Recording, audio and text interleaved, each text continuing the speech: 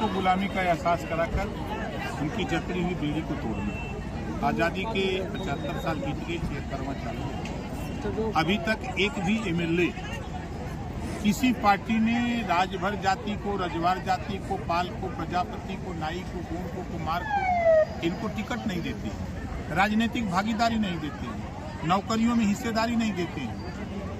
तो इनको तो एहसास नहीं है कि हमारा हिस्सा है। 27% रिजर्वेशन पूरे देश में लागू है और 27% रिजर्वेशन आप देखिए, आप अगर गोपालगंज में टटोल लीजिए, किसी थाने पर दरोगा नहीं मिलेगा, राजभर नाई नहीं मिलेगा, पाल नहीं मिलेगा, प्रजापति नहीं मिलेगा। ऐसा क्यों?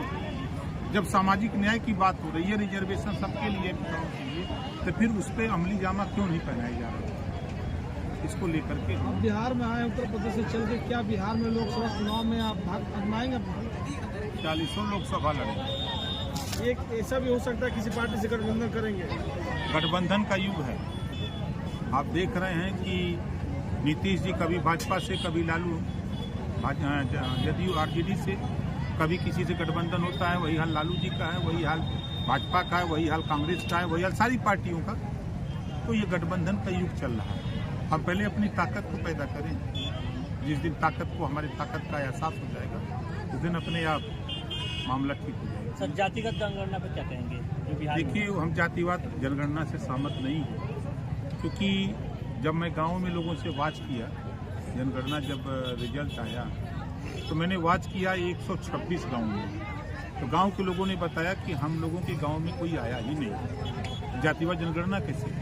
उसकी गिनती होती है जब दरवाजे जाओ, कितने परिवार में हैं, कितने लोग शिक्षित हैं, कितने लोग नौकरी में हैं, कितनी जमीन है, कै भाई हो, क्या करते हो, ये आंकड़ा आना चाहिए ना। लेकिन वो वहाँ गए ही नहीं। ये एक तरह से फर्जी है, ये चुनावी जुमला है।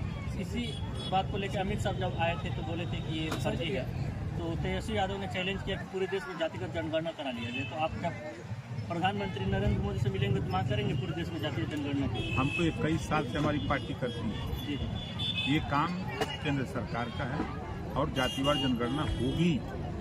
हम कह रहे हैं जातिवार जनगणना होगी। यूपी में कब होगा? पूरे देश में होगा, यूपी नहीं, पूरे देश में होगा। उसके लिए मंथन शुरू हो गया है। देखिए, जनता जब चाहने लगेगी तो नेताओं को करना पड़ेगा। कल तक हम अकेले बोलते थे, नहीं किसी को सुनाई देता था। आज राहुल जी बोल रहे हैं, अखिलेश जी बोल रहे हैं, नीतीश जी बोल रहे हैं, तेजस्वी बोल रहे हैं, ममता जी बोल रही हैं, उद्धव ठाकरे बोल रहे हैं, देश के सभी नेता बोलने लगे। इसके साथ मोदी जी नहीं बोले, नहीं, आपको शायद पता नहीं, अभी 15-16 दिन पहले पूरे देश के चुनिंदा लोगों को जुटाया गया था, इसी पर डिस्कस हुआ और ये तय है कि आज नहीं तो कल होगा। अब वही सवाल अगर तेजस्वी ने चैलेंज किया तो पूछा जाए कि जब आप सरकार में शामिल थे, दिल्ली केंद्र में सरकार थी कांग्रेस की, आपकी पार्टी शामिल थी, रेल मंत्री आपके पिताजी थे, मुलायम सिंह जी शामिल थे, मायावती शामिल थी, देश की सारी पार्टियां मिल करके कांग्रेस से गठबंधन करके केंद्र में सरकार बनाई, तो आपने जातिवाद जनगणना क्यों नहीं कराई? ये भूल गए वो लोग जिनके साथ वो गठबंधन किए हैं। 2011 की जातिवाद जनगणना सार्वजनिक करने की बात आई, उस बिल को सदन में किसने फाड़ा? यही राहुल जी ने फाड़ा था। अब ये कहाँ थे इनकी पार्टी के सांसद? क्यों नहीं विरोध किया उस समय? ये क्या बात करेंगे लोग? ये मंच पाइक पर चाहे जितना बोल लें, हम तो चुनौती देते हैं, बैठा दीजिए डिबेट पर कहीं, अब बहस कर लें। आप अपने मंच के माध्यम से क्षेत्रीय पार्टी जो है, राष्ट्रीय जनता दल हो या जदयू हो, सभी नेताओं को आप चैलेंज दिए हैं। ओम प्रकाश राजभर बिहार में अपने आप को कहाँ देख रहे हैं? हम जीरो से शुरू किए, हीरो बनाएंगे।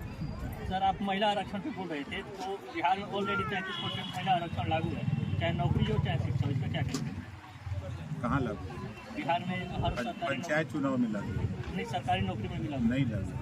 अब आप पता कर लीजिए। नहीं सर, हम पता कि आप एक बार पता कर नहीं, फिर से पता कर लीजिए। जो उन्होंने अभी आरक्षण की घोषणा की है, बिहार पुलिस हर वैकेंसी में सर नहीं, आप जानकारी देखिए, स्पेशल महिलाओं की भर्ती के लिए जो बाबा साहब डॉक्टर अम्बेडकर ने संविधान में बराबरी का अधिकार दिया, तो उनको लाने के लिए अलग से स्पेशल भर्ती करके महिलाओं की अलग से स्पेशल भर्ती हुई है। लेकिन बिहार की जो वर्तमान गवर्नमेंट है सर, वो 33% ऑलरेडी आरक्षण है बिहार में। महिलाओं को भर्ती करने का प्राविधान सभी संविधान में दिया है, वो तैयारी सब जगह हो रही है। क्योंकि अब जैसे गांव में झगड़े जो हो रहे हैं, तो उस झगड़े में महिला अगर महिला झगड़ा करे तो महिला को पकड़ने का अधिकार अगर है तो महिला पुलिस को है, महिला पुलिस को है, वो पुरुष को नहीं है। इस नाते सबको मजबूर कर दिया है संविधान कि वो व्यवस्था लागू हो। 30 सालों से लालू और नीतीश बिहार में राज करते हैं, यही कह के कि हम दलितों का मसीहा हैं, लेकिन अभी तक दलितों को उद्धार नहीं हुआ। क्या आप जिस तरह से आगे बढ़ रहे हैं, आपकी सरकार बनती है किसी भी गठबंधन से, क्या इन दलितों का आप आगे लाएंगे?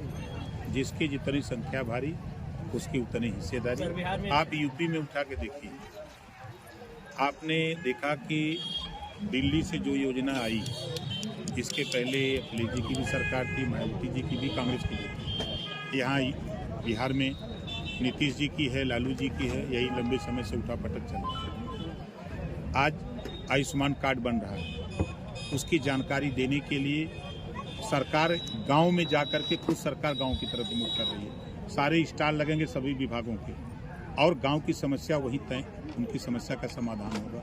चाहे आयुष्मान कार्ड बनाना हो, चाहे राशन कार्ड बनाना हो, चाहे आवास की समस्या हो, चाहे खतौनी की समस्या हो, कोई समस्या, सारी समस्या के समाधान के लिए सरकार गांव में जा रही है। वो चीज़ें हम यहाँ भी चाहते हैं कि सरकार पटना में न बैठे, सरकार लखनऊ न बैठे, सरकार दिल्ली न बैठे। अगर हमारे लोग वहाँ तक नहीं पहुँच पा रहे हैं, अधिकारियों से नहीं मिल पा रहे हैं दफ्तर में, तो वो सरकार के अधिकारी गाँव में चले, स्टॉल लगावें, वहाँ जनता अपनी बात कहे और उसके निस्तारण के लिए व्यवस्था बनी है कि सारे पंजीयन हो रहे हैं, उस समय समस्या का समाधान करने की व्यवस्था बनी रही है। तो हम लोग उस चीज़ को देखिए, नारा देने से नहीं होगा, कानून बनाने से। संविधान में कानून है ना, पूरे देश के लिए एक कानून है। हमने एक उदाहरण दिया इलाज के लिए, आपके सामने इतनी हजारों लोग थे ना, सिंगल कोई व्यक्ति नहीं कहा कि हमको 5,000 रुपया मिला। लेकिन आप, हो सकता है मैं यहाँ आपके दिमाग में झूठ बोलता हूँ, वो गूगल पे जाइए और विधानसभा की कार्रवाई लखनऊ की खोलिए और मुख्यमंत्री का बयान पढ़िए। सदन में मुख्यमंत्री ने बोल रहा है, झूठ नहीं बोल रहा है। और हम जिसको पैसा दे रहे हैं, आप हॉस्पिटल पता करिए। तो स्थिति है कि अगर वो कानून वहाँ है तो यहाँ क्यों नहीं है? आज यूपी में स्थिति आप देखेंगे तो एक जो दंगे होते थे बड़े पैमाने पर, कर्फ्यू लगते थे, बंद हो गए। आज यही दहशत का माहौल अभी हमने सुना कई लोगों से। ऐसा क्यों? जब जहां आप सामाजिक न्याय की बात करने वाले नेता हों और वहां दहशत हो लोगों में, तो ये तो अन्याय है ना। सर, बिहार में बेरोजगारी और पलायन बहुत बड़ा मुद्दा है, इस पर आप क्या कहेंगे? देखिए, दुर्भाग्य है कि यहाँ की सरकार लोगों को अशिक्षित बना के रखना चाहती है। जिसका उदाहरण अभी शिक्षक भर्ती हुई तो बड़ा ढिढोरा पीटा तेजस्वी ने सीना ठोक के कि मैं यूपी के लोगों को नौकरी दिया हूँ, बोला है ना। आप बताओ, यूपी के लोग लायक हैं कि बिहार के लोग लायक हैं? वहाँ ज़्यादा शिक्षा है ना, इस नाते नहीं यहाँ आकर के वो कंप्लीट कर दिए। यहाँ जो है वो योग्य घोषित हो गए। आपने यहाँ अगर दिया होता, आप बताओ, यूपी में भर्ती हो रही है और बिहार का एक नौजवान वहाँ भर्ती हो जाए, मेरिट वहाँ ना हासिल कर रहे हैं, आप यहाँ शिक्षित क्यों बना के रखे हो? इनको शिक्षित करो, इनको उस योग्य बनाओ।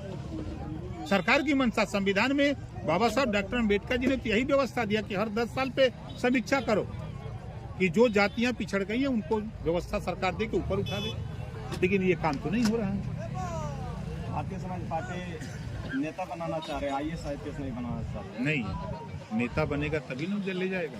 जिसको खुद नहीं पता है कि आज भी आप सर्वे करा लीजिए, 95% गरीब कमजोर के माँ बाप को ये नहीं जानकारी है कि हम बच्चे को इंजीनियर बनाना चाहते तो कौन सा विषय पढ़ाएंगे। पता लग रहा है कि उसका बच्चा इतिहास पढ़ रहा है, वो अपने बच्चे को डॉक्टर बनाने का सपना पिरोया है और जाकर के उसका बेटा पढ़ रहा है। कैसे बनेगा?